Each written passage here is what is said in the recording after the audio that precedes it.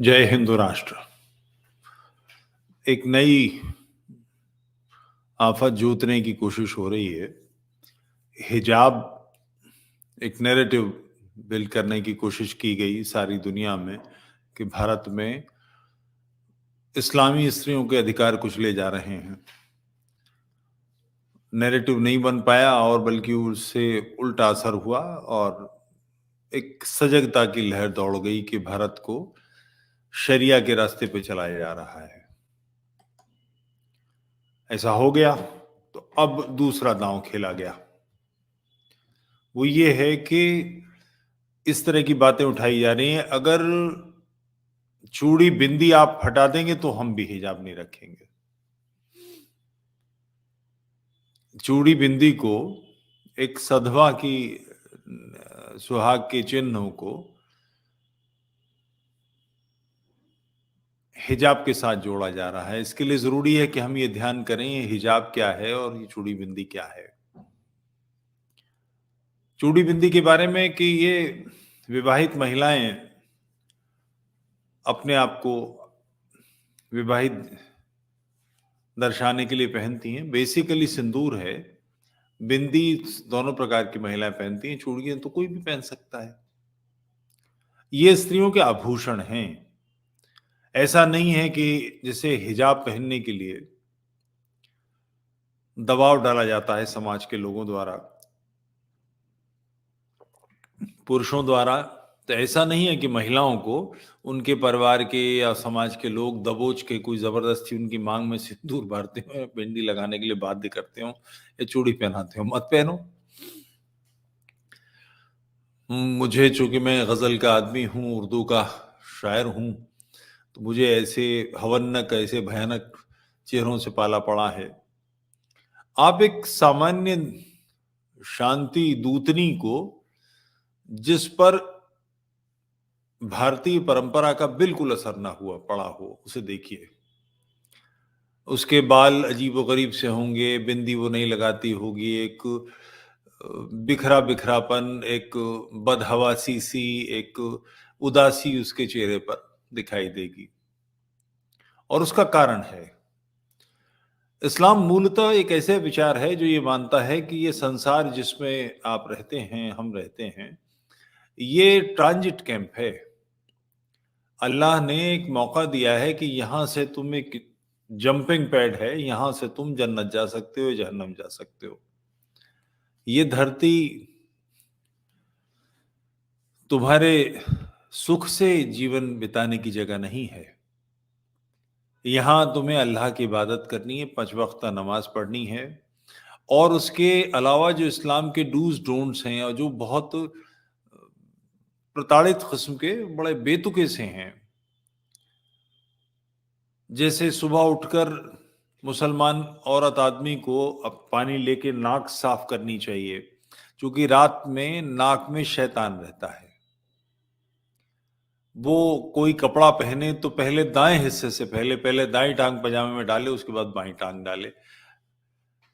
उतारे तो पहले बाईं हिस्सा उतारे, फिर दायां हिस्सा उतारे। कुर्ता पहने तो दाएं हाथ पहले डाले, फिर बाएं हाथ डाले। ऐसा नहीं करेगा तो ये ईमान के खिलाफ हो जाएगा, कुफ्र हो जाएगा। टॉयलेट जाए तो उसका दायां पैर टॉयलेट में पहले दाखिल होना चाहिए, बायां बाद में दाखिल होना चाहिए। टॉयलेट में बैठते समय ना तो उसका मुंह काबे की तरफ होना चाहिए, ना पीठ उसकी काबे की तरफ होनी चाहिए। बल्कि इसमें तो एक लतीफा सा भी है कि मैं पाकिस्तान गया, कराची में मुशायरा था, एक स्कूल में मुशायरा, उसके फील्ड के किनारे पर मुशायरा गाह थी। तो मैंने किसी से कहा कि यार स्टेज पे बैठना पड़ेगा घंटों के हिसाब से, तो मैं उससे पहले पेशाब जाना चाहूंगा। तो एक साहब बोले, अरे सामने फील्ड है, चले जाओ। मैं फील्ड में आगे को बढ़ लिया। थोड़ी सी रोशनी जहां धुंधलाने लगी और मैं अंधेरे में दाखिल होने लगा, तो एक साहब ने जोर से आवाज लगाई, हजरत इधर किबला है, यानी मक्का है। तो मैंने कहा कि भाई मैं इतनी जोर से नहीं करूंगा। तो वो तिल मिला गए, तकरीबन बलवा होने की नौबत आ गई। यानी मैं पेशाब भी नहीं कर सकता उसके हिसाब से, जो पश्चिम दिशा है जहां मक्का है, वहां उस दिशा में पेशाब भी नहीं कर सकता। अजीब बात है। और ये इस तरह से भी है कि इसकी कई बार मजाक उड़ाई जाती है कि हिंदू श्राद्ध करते हैं, श्राद्ध में अपने पूर्वजों को जलांजलि देते हैं। वो जलांजलि पूर्वजों तक कैसे पहुंच सकती है? भाई साहब, पेशाब पहुंच सकता है किबला तक, जलांजलि पूर्वजों तक नहीं पहुंच सकती। ये कौन सा तर्क है? मगर ऐसा ही है। और ये एक विचित्रता यही नहीं है, आप टॉयलेट जाते हैं तो आपको फलानी दुआ पढ़नी चाहिए, सर पे टोपी होनी चाहिए, खाना खाएं तो 3 उंगलियों से दाएं हाथ की खाना खाएं, खाना खाते खाते उंगलियां जरूर चाटें, खाना खाते वक्त चुप ना बैठें, बातचीत जरूर करें, बाएं हाथ से पानी ना पिएं, खाना ना खाएं, इससे शैतान खाता है। ऐसी ऐसी बेसिर पैर की डूज डोंट ढेर सारे हैं, वो सब कीजिए तो आप ईमान आपका कामयाब रहता है। और वो ये सारी बातें करने वाले लोग दबाव डाल रहे हैं कि आप बिंदी, चूड़ी, सिंदूर ये सब ना लगाइए। इसके लिए कोई बाध्य नहीं करता, मगर इस्लाम, चूंकि दीनी जो लोग हैं, इस्लामी जो लोग हैं, वो हम अपने से बाहर की चीजों को दूर से देखते हैं। यानी हिंदू साथी, हिंदू दोस्त उनके होते हैं, पड़ोसी होते हैं, करीब में पड़ोसी तो मुश्किल से होंगे, मोहल्लेदार भी मुश्किल से होंगे, क्योंकि घेटो बना के रहते हैं।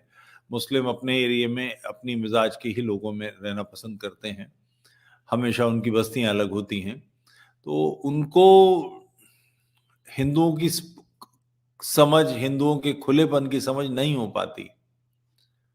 जैसे हम लोगों में एक सामान्य बात है, किसी हिंदू को इस तरह से नहीं सोचना सिखाया जाता कि वो हमारे नहीं हैं, हम अलग हैं। ऐसा नहीं सिखाया जाता, ये स्वभाव ही नहीं है हिंदुओं का। सांप्रदायिकता हिंदुओं के रक्त में ही नहीं है। जबकि इस्लाम के अंदर हम और वो, कुफ्र और ईमान, ये लगातार चलता रहता है। अभी भी जो ये कोशिश की गई कर्नाटक के स्कूल में, और अब जब चूंकि कोर्ट ने फैसला दे दिया कि स्कूल अपने ड्रेस कोड को लागू करने के लिए स्वतंत्र हैं, उनमें किसी तरह से आप दबाव डालकर बदलाव नहीं करा सकते, तो और अगला कदम उठाया गया कि लड़कियां घर से बुर्का पहन के निकली और स्कूल में जाने में उन्हें रोक दिया गया कि भाई ये नहीं चल सकता।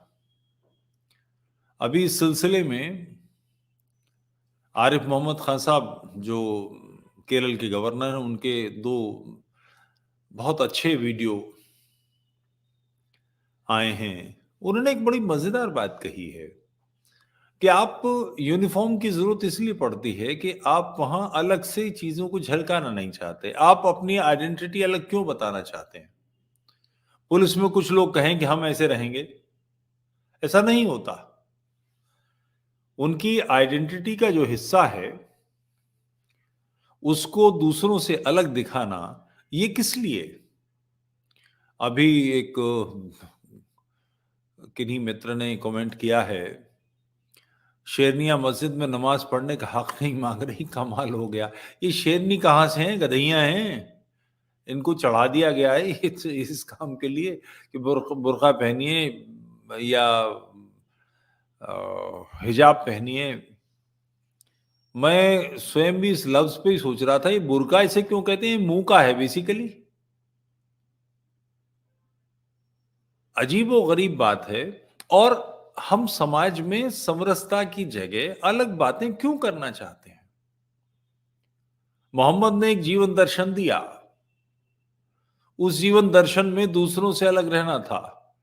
चूंकि यहूदी मूछें रखते थे, इसलिए मोहम्मद ने अपने साथियों से, मुसलमानों से कहा कि मूछें काटो। वो दाढ़ी नहीं रखते तो तुम दाढ़ी रखो, अपनी आइडेंटिटी अलग रखो। ये सारे काम कर किए इसलिए जाते हैं कि रेजिमेंटेशन करना है, एक रेजिमेंट बनानी है। आज के जमाने में किस लिए? उनके किले ढाए, यहूदियों को मारा। ये जो आज इजराइल के खिलाफ सारी दुनिया में मुसलमान अपने आप बातें करते हैं, मुस्लिम लीडरशिप बेसिकली बात करती है, उसका कारण मोहम्मद की सुन्नत है कि ये सारा काम मोहम्मद ने खुद किया था। यहूदियों को मारा, उनकी बीवियां लूट ली, उनकी बेटियां लूट ली, उनको सेक्स स्लेव्स बनाया, उनका माल लूट लिया, उन्हें कत्ल किया। ये सारी चीजें ये सारी चीजें मोहम्मद ने खुद की थी। तो इन बातों को आप कैसे चलने दे सकते हैं? इसकी आज जरूरत कहां है? अगर आपको लगता है इसकी आज जरूरत होती तो बहुत ही सख्त बात हो जाएगी। और ये कौन लोग हैं जिन यहूदियों के खिलाफ इस्लाम का सारा नज़ला उतरा है, मोहम्मद ने अपनी बातें की, उनसे कल्पना कीजिए, उनसे अपनी तुलना कीजिए। नगीब महफूज एक नाम, जो भी इस्लाम का बगावती था। आप कोई दुनिया के 4 नाम बता सकते हैं जिन्हें नोबेल प्राइज मिला हो? अधिकतम नोबेल प्राइज यहूदियों में हैं। इतने पढ़े लिखे सभ्य लोग हैं जिनके कारण आज जो हमारी चिकित्सा विज्ञान में बदलाव आए हैं, ढेरों डिस्कवरीज हुई हैं, इन्वेंशंस हुए हैं, उसके कारण यहूदी हैं। जीवन सुचारू होना, सभ्य समाज का अच्छा जीवन जीना, बीमारियों से, रोगों से, आज हम जिन मोबाइल का इस्तेमाल करते हैं, एंड्रॉयड, ये सारे के सारे काम यहूदियों के हैं। इस्लाम की क्या देन है दुनिया को? तलवारबाजी के अलावा, झगड़े के अलावा, सिर्फ पंगा, सिर्फ दूसरों को दुखी करना, तकलीफ देना। एक मित्र ने एक प्रश्न पूछा है, बुर्का और मुंह का क्या संबंध है, कृपया बताएं। भाई, इसका संबंध वही है जो आप समझ रहे हैं। उत्तर प्रदेश वालों को बताने की जरूरत है इसका क्या मतलब है? इस्लाम मूलतः सारी दुनिया में एक हिंसा का विचार है जो दूसरों को तंग करता है, दुखी करता है। गैर मुसलमानों के खिलाफ 24 घंटे अनवरत, क्षण क्षण युद्ध। इस अमानवीय विचारधारा को एक्सपोज किए बिना कैसे रहा, कैसे छोड़ा जा सकता है? इसके खिलाफ बात तो करनी पड़ेगी। और ये बहुत अच्छी बात है कि अब ये बात चल रही है। हम लोगों को, प्रत्येक व्यक्ति की ये जिम्मेदारी है और किसी दबाव में नहीं आना। अभी एक एक्स मुस्लिम साहिल का चैनल बंद हो गया, वो आदमी दबाव में आ गया। इतने सारे इतने लोग, इतने करोड़ों लोग इसके खिलाफ आवाज उठाइए कि भाई, कितने लोगों के खिलाफ तुम कुछ एक्शन लोगे? कितने लोगों के खिलाफ? और ऐसी असभ्य और ऐसी बेहुदा विचार, आप सोचिए कि इस विचार पर कि धरती रुकी हुई है और ये फ्लैट है, इस पर 3 खंडों की किताब लिखवानी एक साहब ने और उसे पढ़ाया जाता है। जमीन साकिन है। और इसका जो सबसे बड़ा तर्क है वो ये है, स्तब्ध है, इस ये है कि चूंकि इस पर मोहम्मद मुस्तफा सोए हुए हैं, इसलिए उनके अदब में सांस रोके खड़ी है। आप कल्पना करें कैसी कैसी बेहुदा बेतुकी बातें। और इसके काम, इसमें जीने वाले लोग आजादी की सांस लेने के लिए बाहर निकले, इसकी जगह बुर्का और पर्दे की चकल्लस खड़ी कर रहे हैं। और चूंकि उनकी चल नहीं रही, पेश नहीं आ पा रही, तो इसके लिए उन्होंने एक तरीका यह निकाला कि अब ये चूड़ी, बिंदी और सिंदूर ये बंद करो, तो हम भी करेंगे। अजीब आदमी। एक जो कांटों के झाड़ में गिरा हुआ है उसे निकाला नहीं, पहले आप आम के पेड़ के नीचे छांव से निकलिए, तब मैं कांटों से बाहर निकलूंगी। इसका क्या मतलब है?